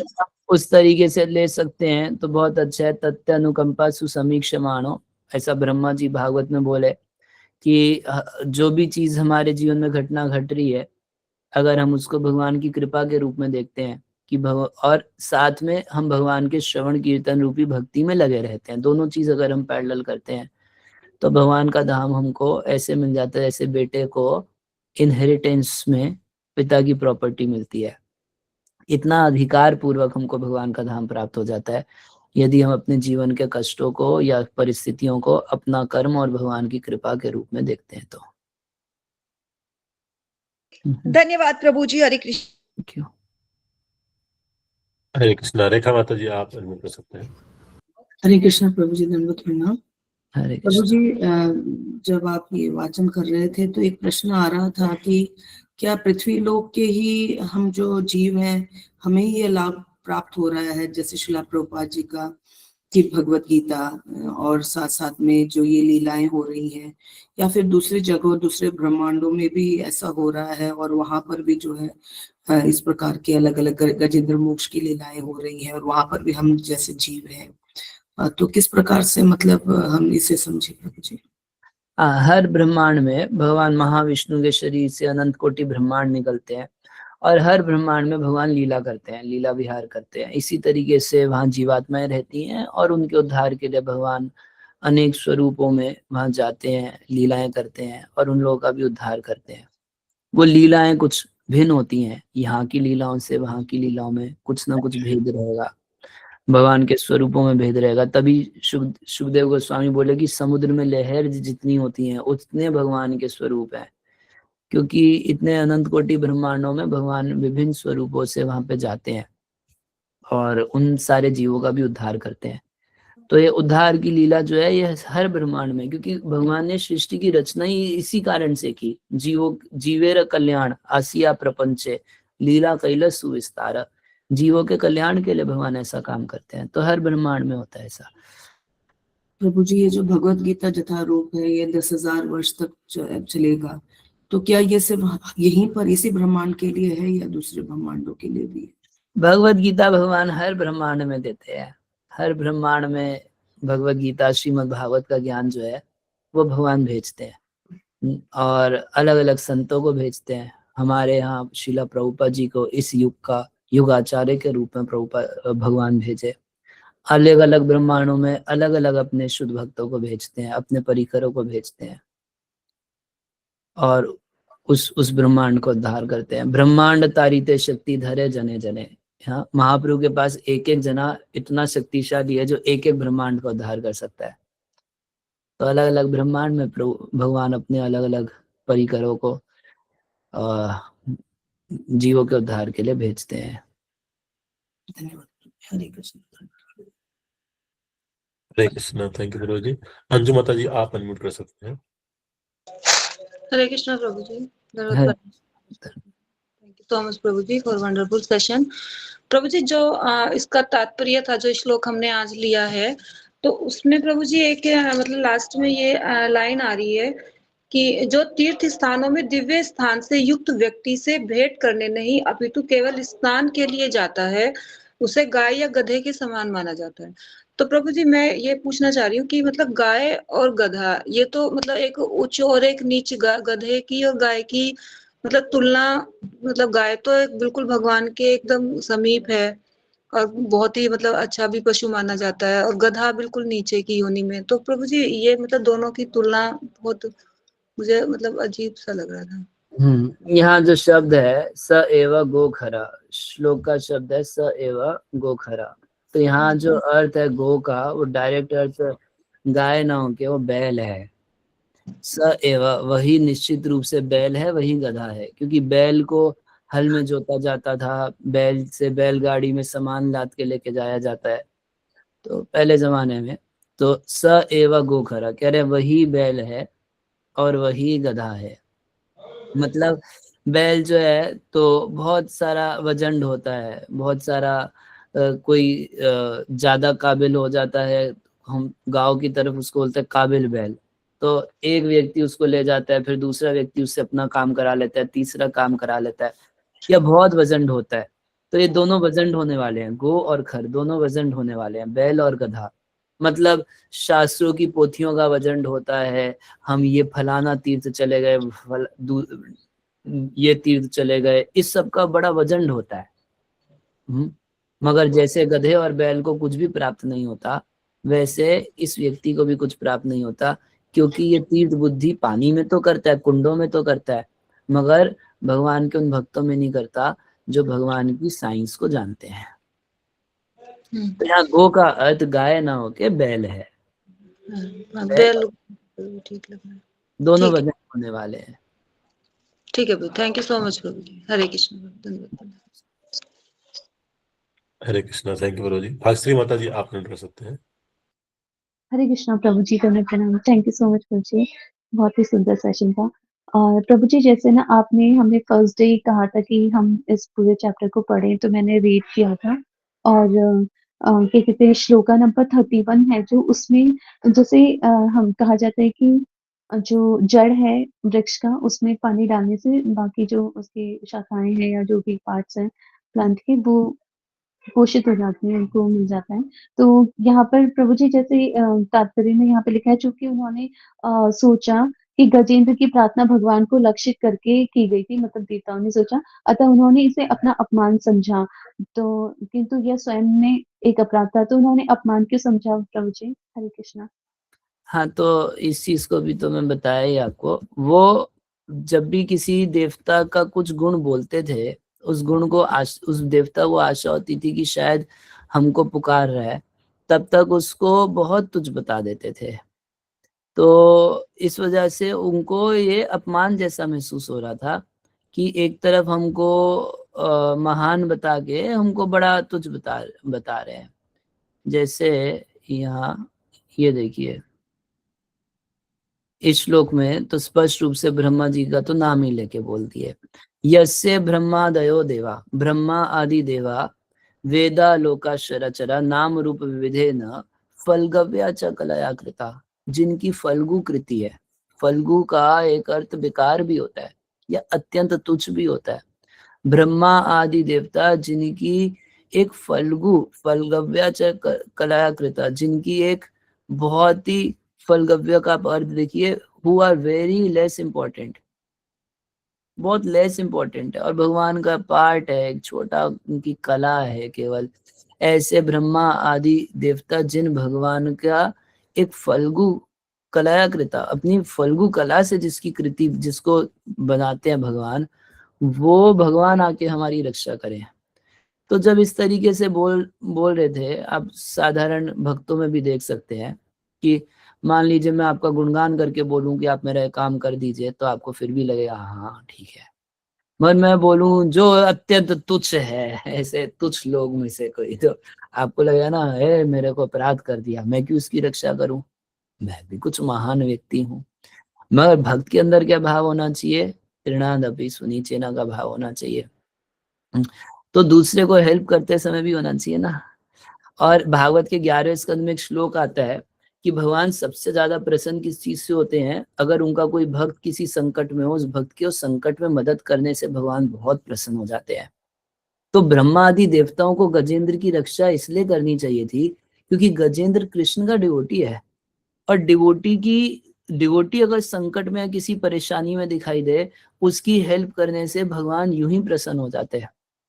मगर ये पता ही नहीं चल रहा था कि किसका डिवोटी है, तो इस वजह से बाकी सारे देवता ये देख रहे थे इसने हमको तुच्छ बता दिया, तो वो अपने प्रति किए इसको एक अपराध मान रहे थे कि हमें कैसे ऐसे तुच्छ बता दिया, हमें कैसे ऐसे तुच्छ बता दिया।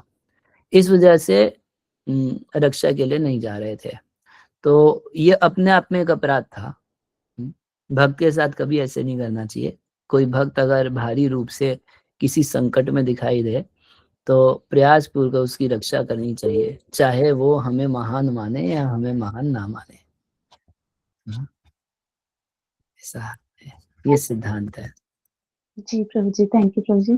प्रभु जी जैसे ना परमात्मा रूप में भगवान हर जीव के अंदर है, तो हम जो भगवद गीता के हमारे लेवल की क्लास हो रही थी उसमें माता जी ने मतलब बताया था, है ना। तो वही मुझे थोड़ा सा क्लियर करना है कि जैसे परमाणु वगैरह होते हैं उनमें भी भगवान परमात्मा रूप में है करके, तो वो जो होते हैं उसमें गर्भोदक्षाई जो भगवान है विष्णु है वो परमात्मा रूप में इन चीजों में होते हैं, और जो जीव होते हैं उसमें क्षीरोदक्षाई विष्णु होते हैं परमात्मा रूप में। ऐसा है क्या प्रभु जी? मैं ऐसा कुछ पढ़ा नहीं हूँ, हमें तो इतनी जानकारी है कि क्षीरोदक्षाई ही परमात्मा है। ओके, ठीक है। और प्रभु जी जैसे हम जीवों के अंदर परमात्मा रहते हैं, तो वो हमें हर जगह पे सही गलत पे हमारे अंदर से आवाज देते हैं कि है ना, हमें बुद्धि देते हैं गलत सही का डिसीजन लेना या इस तरीके से हेल्प करते हैं। तो जो परमाणु है या नॉन लिविंग थिंग्स है उसमें भी भगवान परमात्मा रूप में है, तो उनका उसमें क्या कार्य रहता है प्रभु जी? हरे कृष्ण। भगवान वैसे भी सबको ज्ञान नहीं देते कि क्या सही और क्या गलत है। परमात्मा के रूप में भगवान साधारण जीवों के हृदय में उदासीन की तरह वास करते हैं। परमात्मा के रूप से भगवान लोगों को नहीं बताते कि क्या सही है और क्या गलत है, ये सब भगवान एकदम न्यूट्रल रहते हैं, उनको उनके कर्मों के ऊपर छोड़ देते हैं। अच्छा करोगे अच्छा फल, बुरा करोगे बुरा फल। जो भजन करता है, श्रवण कीर्तन करता है, नाम उच्चारण करता है, भगवान उसको ददामी बुद्धि योगम तम, उसको हृदय में रह के बुद्धि देते हैं। तो बाकी लोगों का परमात्मा एक्टिव नहीं रहता, बाकी लोगों का परमात्मा न्यूट्रल रहता है। उनको जैसे परमात्मा से कोई काम लेना देना नहीं है, ऐसे परमात्मा को भी उनसे कोई लेना देना नहीं है। जो प्रीति पूर्वक भजन करते हैं, ऐसे भजन करने वाले को जितनी मात्रा में वो शरणागत होते हैं, जितनी मात्रा में वो सेवा और भजन में लगते हैं, उतनी मात्रा में भगवान उसको बुद्धि देते हैं। तेषाम सतत युक्तानाम भजताम प्रीति पूर्वकम ददामी बुद्धि योगम तम येन माम उपयांति ते।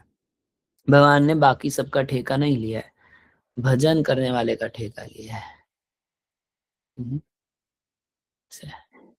जी प्रभु जी, थैंक यू प्रभु जी। हरे कृष्णा प्रभु प्रणाम। हरे कृष्णा। थैंक यू प्रभु जी। प्रभु जी समय तो काफी अधिक हो गया है प्रभु जी, समय और बस ले सकते प्रभु जी, अगर समय है प्रभु जी। ओके ओके, मैं ले सकता हूँ, मुझे कोई दिक्कत नहीं है।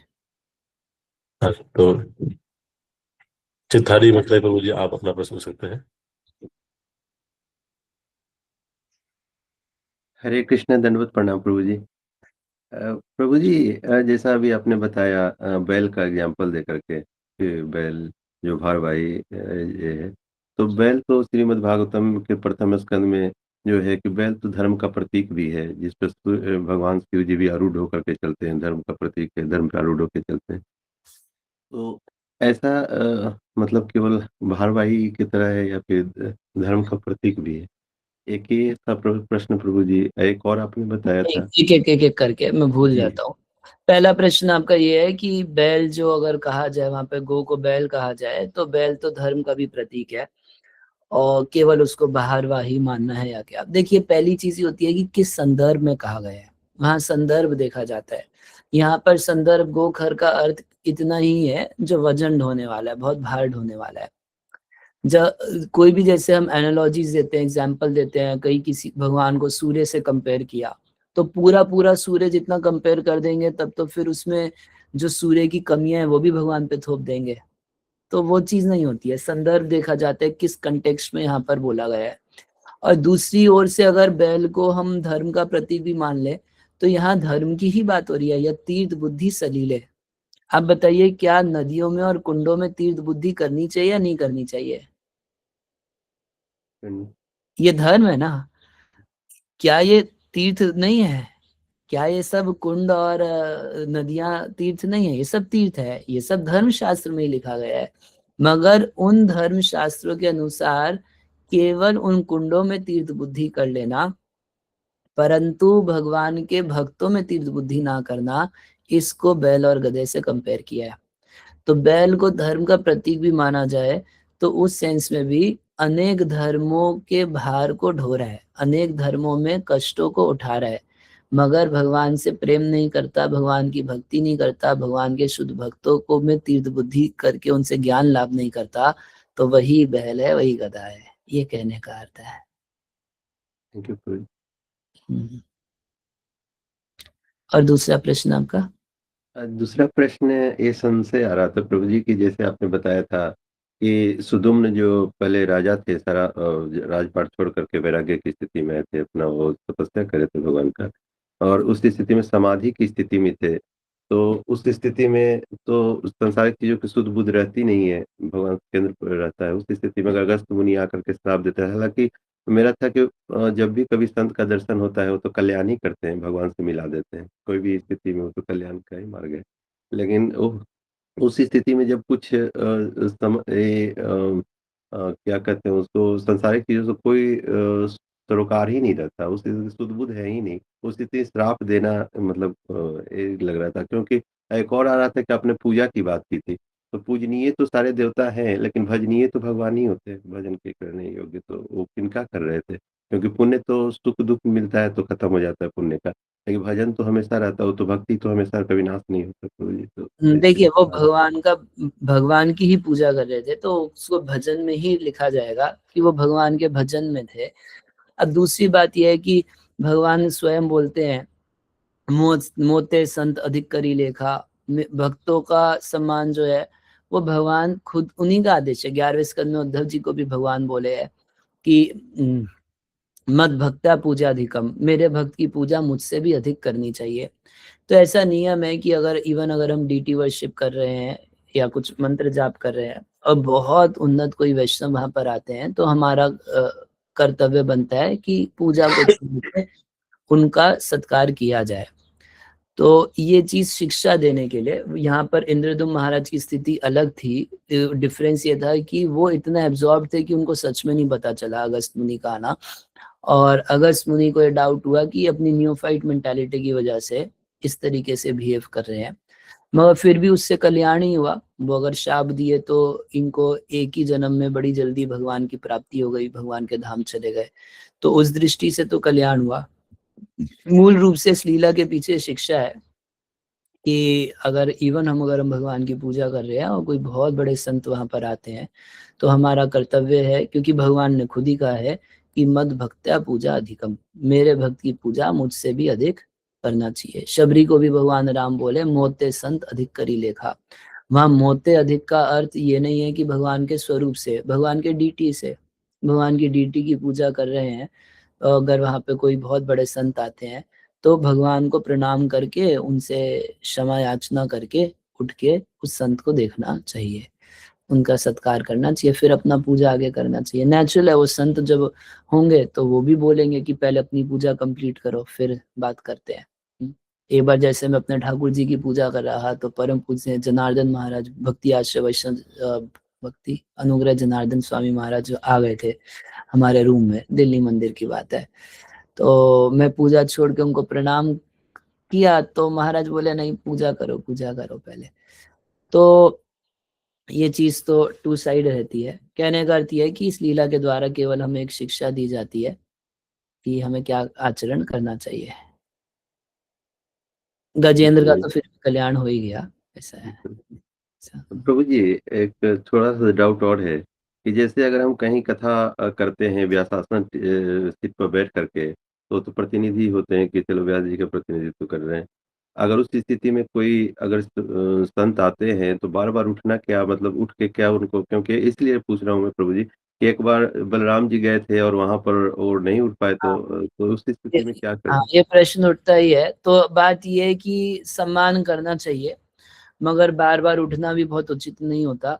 तो आप उन संत का नाम लेके एक बार जयकारा बोल सकते हैं, वो समझ जाएंगे कि ये सम्मान व्यक्त कर रहे हैं।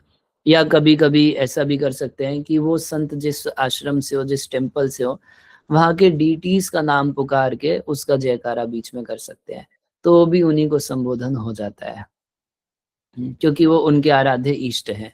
तो उनका नाम लेके जयकारा बोल सकते हैं, या उनके आराध्य का नाम लेके जयकारा बोल सकते हैं। और या फिर ऐसा कर सकते हैं कि एक बार थोड़ा सा पॉज लें। पॉज लेंगे तो नेचुरल है कि उनकी नज़र आपकी तरफ जाएगी, तब वहाँ आप उनको हाथ जोड़ के प्रणाम अर्पण करके फिर वो इशारा कर ही देंगे कि कथा बोलो, ऐसा।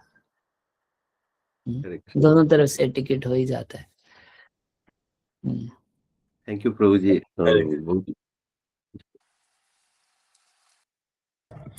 हरे कृष्णा। थैंक यू प्रभु जी, हम लोग को बताने के लिए, हमारे सारे प्रश्नों का उत्तर देने के लिए। तो हम सभी प्रभु जी का धन्यवाद करेंगे बाय लाउडली चैंटिंग हरे कृष्णा महामंत्र। हरे कृष्णा हरे कृष्णा हरे कृष्णा हरे राम हरे राम हरे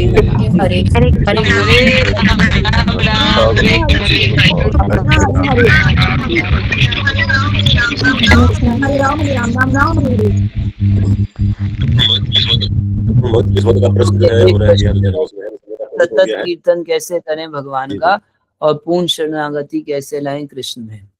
और कृष्ण डिपेंडेंट होने का क्या अर्थ है? कृष्ण पे निर्भर होने का अर्थ ये है कि हम अपना कार्य तो करें और भगवान के ऊपर फलों के लिए निर्भर हैं, क्योंकि फल हमारे हाथ में नहीं है। तो इसी को कृष्ण निर्भरता बोलते हैं। जितना हम मात्रा में शरणागत होंगे उतना हम भगवान का सतत कीर्तन कर सकते हैं, और जितना हम सतत कीर्तन करेंगे उतना हम पूर्ण शरणागति की तरफ जाएंगे। ये डायरेक्टली प्रोपोर्शनल है दोनों चीजें।